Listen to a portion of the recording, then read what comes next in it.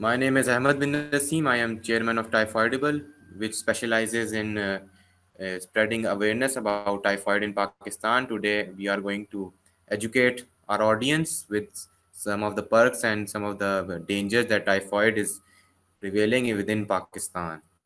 So, let's begin.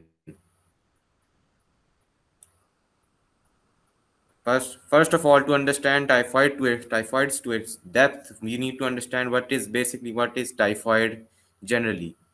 As you can see in the first slide, you can see that similar to the common flu, typhoid is a life-threatening infection caused by the bacterium Salmonella typhi.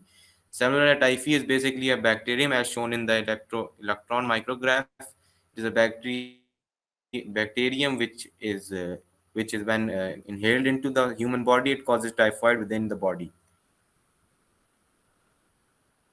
Now, a question aroses that why did we choose typhoid?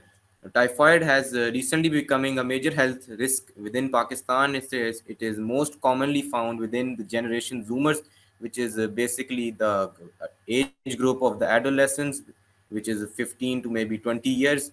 Now, this issue has not been taken very seriously within Pakistan because because the government has not taken prompt action against the disease. Henceforth, the disease has been rising and causing devastating destruction within the community.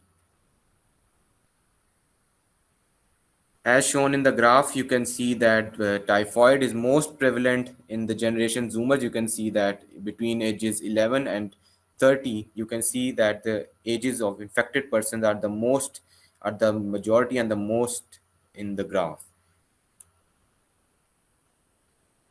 Now let's see what causes typhoid. We have talked about what is typhoid. Now its causes include feces or urine, which can be of a infected person or from a, you can say, from any sewage area, which can cause typhoid directly or indirectly. Eating contaminated food of the patient or any type of contaminated food can also cause this disease. Contaminated water is on the list as well, and poor sanitation also contains all these within it. Once a patient has inherited typhoid, one can expect high fever, fatigue or weakness, loss of appetite, headache, constipation, or sore throat. After one has experienced symptoms of typhoid, you can go to a specialist in the hospital and get yourself diagnosed for the disease. The diagnosis of this disease include are that the blood, feces, or maybe the urine of the infected person can be examined under a microscope after a sample is taken for the presence of Salmonella typhi. The water is also tested in the same way. As in our project, we also carried out a water test within our community, in which, even though we did not find any type of the traces of typhoid in it, hence, but we were still able to convey the message to our community that this water is very much clean and safe to be used in home and domestic to be used domestically. Henceforth, we were able to remove any type of doubts within the community of civil lines in Rawalpindi that this water is contains typhoid or not. Of course, any type of disease is harmful to the human body, and henceforth it should be prevented. The prevention of typhoid includes washing your hands daily. As COVID-19 came, we used to get advertisements that you should wash your hands 20 seconds and more to remove any type of bacteria on them.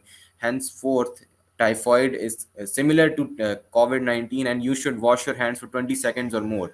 You should keep the area around yourself clean by cleaning it daily, or maybe using some antibacterial spray or washing cloth or something like that. Eating healthy food is very significant, hence, because healthy food does not contain any type of bacteria. Eating fruits, vegetables like that, or not eating any type of street food, obviously, which may contain typhoid. Using clean water is of course on the list, as typhoid has reportedly been spread the most by contaminated water. Resting after you have inherited the disease, like as the symptoms we have discussed before, once you get some of those symptoms, you should rest for a couple of time, for some while, so that the your own antibodies within your body can fight against the disease, and ample rest can help you prevent the typhoid. Of course, after some maybe 2 3 weeks, the disease starts to worsen and the human body starts to feel pain and something like that. So a prescription of antibiotics can be used with from after consulting a health specialist or medical specialist, to use the antibiotics to stay safe from the disease as well. Now, if the audience has any questions, we can receive some questions as well. Yes, Aurum. I wanted to ask that uh, does the economic condition of a person affect the amount or possibility of typhoid contagion? Yes, of course, especially in Pakistan, you can see that Pakistan is a very poor country. Obviously, our country, our government does not support health insurance. Henceforth, you can see that the people in the rural areas are most likely to get infected with typhoid because they don't have the necessary provisions to treat themselves and get them diagnosed or something like that. The economic situation is also very significant, as our economy, since Pakistan's economy is very, you can say, there's a negative balance of trade and payment. You can see that our education is not also not provided to every citizen or every person in the country. Also, henceforth, because of this, our you can say that our children and our people don't really know much about typhoid. So I think the economic situation, of course, does inflict typhoid, and does have a direct relation with the infection of typhoid as well. Any other question? No, thanks. Okay, thank you. Okay, thank you very much for your time. That concludes the presentation. I hope you are all fine and stay safe from this disease. Thank you very much.